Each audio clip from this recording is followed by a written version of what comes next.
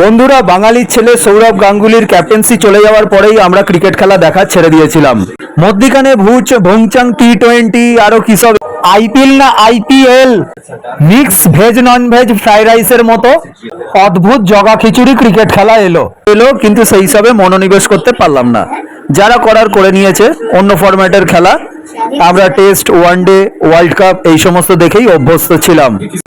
মহিলা ক্রিকেট দলের খেলাও খুব অল্প দেখেছিলাম, ঝুলন গোস্বামী, মিতালি আরো অনেকের। কিন্তু আজকে যা দেখলাম, এক কথায় যাকে বলে mind blowing. Wow, the best performance.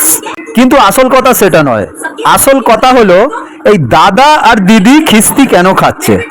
একজন রাত্রি 8টার পর মেয়েদের বেরোতে বারণ করেছে, ওনার নিষেধাজ্ঞা উপেক্ষা করে এরা 8টার পর খেলাধুলো করে বাইরে গিয়ে খেলা হবে করে ঘরে কাপ নিয়ে চলে এসছে। এইবার ওনার হয়েছে সাপের ছুঁচো গেলা অবস্থা, না পাচ্ছে গিলতে, না পাচ্ছে উগরাতে।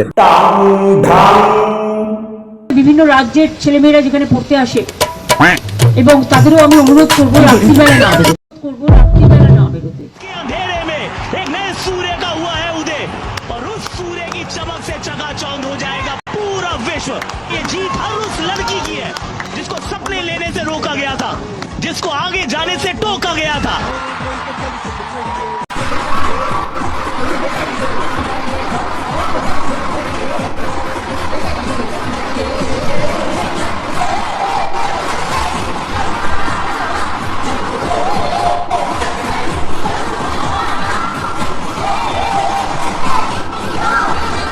বাকি রইল দাদাগিরির দাদা সৌরভ।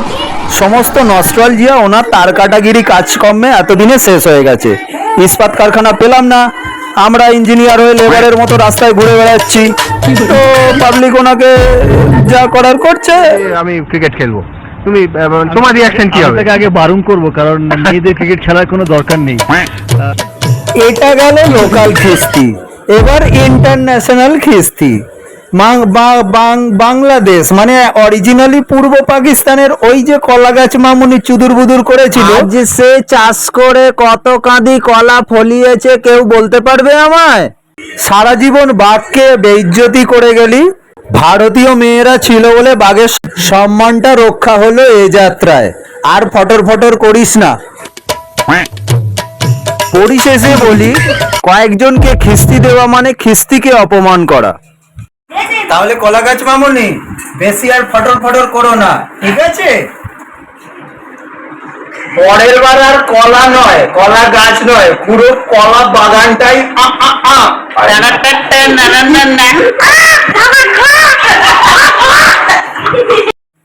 জয় শ্রীরাম বন্ধুরা, বন্দে মাতরম।